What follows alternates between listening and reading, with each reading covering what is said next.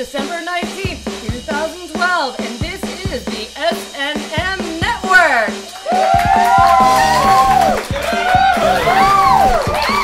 Hello and welcome to the SNM Network. I'm Colin Cosell, spending my last week on Earth with you and the music of Randy Newman. I don't know why. Our top story this week, since it obviously can't be our top story next week, is the world ending on December 21st. As according to the Mayan calendar, we are all going to die and become slaves to Ann Coulter, the Dark Prince of Fire and Brimstone. It's going to happen. According to Witstream's Meryl Marcoux, however, the 5,125-year Mayan calendar ending means the end of the world, but it doesn't explain what the world did for 2 million years before the Mayans ran a calendar business. Well, Meryl, our research department looked into it and learned that the world was busy painting pictures of food on walls in what can only be described as an archaic Instagram.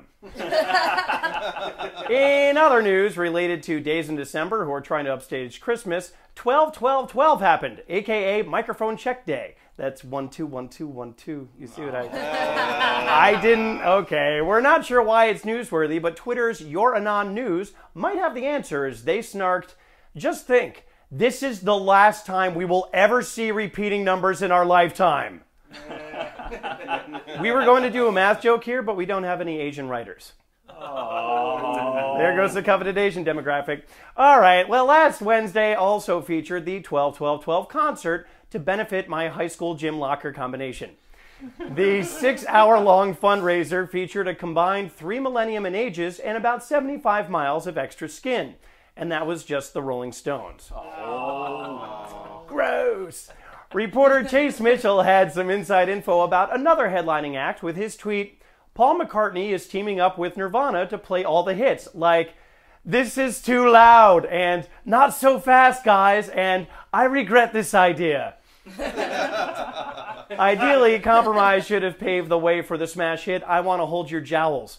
But I feel like all of the Nirvana songs sound the same. Maybe it's just me. Anyway, a low light of the evening was a performance by Mr. Kim Kardashian. As Rob Sprance noted, Kanye West just let 18,200 people go to the bathroom. Actually, that was 18,201, if you count the end of his set when Kanye proved he could give a shit. All over the stage. Moving on to politics, where the folks on Capitol Hill are multitasking on some major issues, which can only mean one thing: we're all fucked.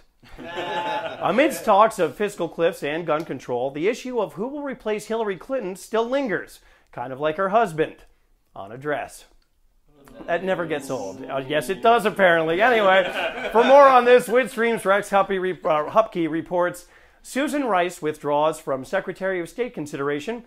John McCain celebrates by yelling at some pancakes. And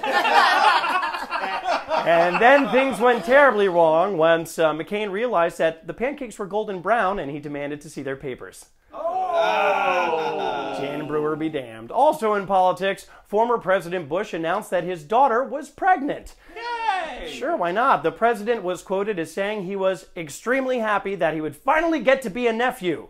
And then he shooed John McCain away from his pancakes.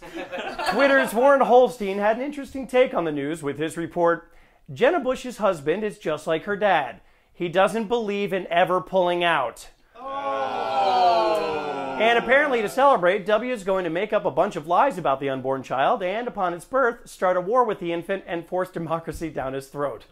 All right, I'm sorry. That joke was a little too dark. So let's move on to internet news with a little mood lightening because the Pope finally tweeted. Woohoo! Yeah! Hallelujah! Keeping things bright and cheery, the Pontiff X, as he's known on Twitter, said, "How can faith in Jesus be lived in a world without hope?" To which John Freiler replied, "You're a huge bummer, dude." Because that's how you talk to the Pope. And actually, there's a correction there. A huge bummer dude is church slang for one of those overweight and frisky pastors. Sorry. Oh, you know what? I think it's now time for the, wait for it, SNM Post of the Week! Yeah. Woo! Vocals. This one comes to us from the real Ben J. because all the other Ben Jays are apparently just imitating, so thanks for standing up, real Ben Jay. It's an antiquated M&M joke. Anyway, the real Ben Jay posted, adopting a hairless cat is like hiring a naked old man to walk around your apartment and never thank you for anything. And just like that, we all know what it's like to be Cindy McCain. Oh. And that is going to do it for this week's SNM Network broadcast. Be sure to tune in next week on socialnewsmedia.net to get the best news coverage around. And if you'd like to be a reporter or contributor, just follow us on Twitter and Facebook and subscribe to us on YouTube. For all of us at the SNM Network, I'm Colin Cosell reminding you to watch what you say. Actually, it doesn't matter. The world's going to end. But in case it doesn't, we are...